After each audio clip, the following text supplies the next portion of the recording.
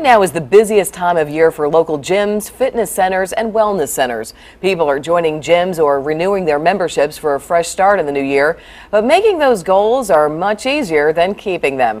Joining us now is Jay Kingley. He is the CEO and founder of Kingley Health, and we thank you for joining us and welcome to Ebru today, your first visit with us. Thank you very much. It's a pleasure to be here. Well, let's talk about resolutions and why people make them. Why is this such a big phenomenon every year? I think as humans, we have a tendency as the old year turns into new to reflect upon our lives and have a desire to make improvements and change. But that desire, while we get off to a good start in January, February, often runs into difficulty. Yeah, well, we'll talk about that difficulty because you were saying that 98% of people who make a resolution usually fail. So the big question now is, how do you become part of that 2%? Well, the biggest thing that we have learned is that when you set up a resolution to change your life, you're really talking about changing your habits. And habits are deeply ingrained behaviors. And they're there for a reason, because we tend to enjoy doing them. And often people set themselves up to try new things and to make change to things that they don't enjoy too much, but that they know are good for them. Now, talk to me about Kingley Health. You have a couple of, tell me about your wellness center, and then we're going to talk about a specific item that you have in your wellness center. Well, what Kingley Health is about is we help people who lose weight, want to lose weight, and lead a healthy lifestyle. And to do that, we bring together fitness, nutrition, mental health therapy, massage. We have a great cafe, a teaching kitchen, and what we try to do is to get people to make change by making change fun and enjoyable for them. And tell me about that one item, because this just sounds amazing. Well, we created the Bike Blender really to fuse the two main parts of what we do, which is great eating and physical activity.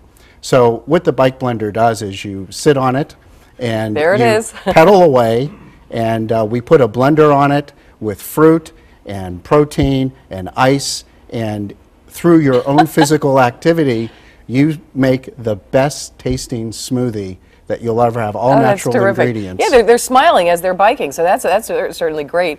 Now I have a question from Kara Casey from Baltimore, and she says, I've given up. She started a resolution to lose her 10 pounds in the new year, and what can she do to get motivated now?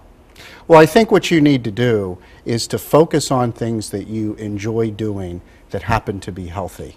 So one of the things that we have learned in working with tens of thousands of people is what people do is what they want to do, not what they need to do. And so what has to happen is we've got to turn what they need into what they want so that they'll be all about it. So is that sort of a myth behind motivation? You were talking to me about that earlier. Right, so here's a little anecdote to illustrate what we call the myth of motivation. So we had a client named Bill who came to us, and Bill wanted to lose about 75 pounds. And he said, this year I'm really going to focus on my motivation, I want willpower, and I'm really going to work hard. So we said to Bill, well, Bill, tell me what you really enjoy in your life. And he said, I enjoy watching TV and eating pizza. And we said to Bill, we said, do your friends and family need to motivate you to watch TV? Do you need willpower to eat more pizza? And he laughed.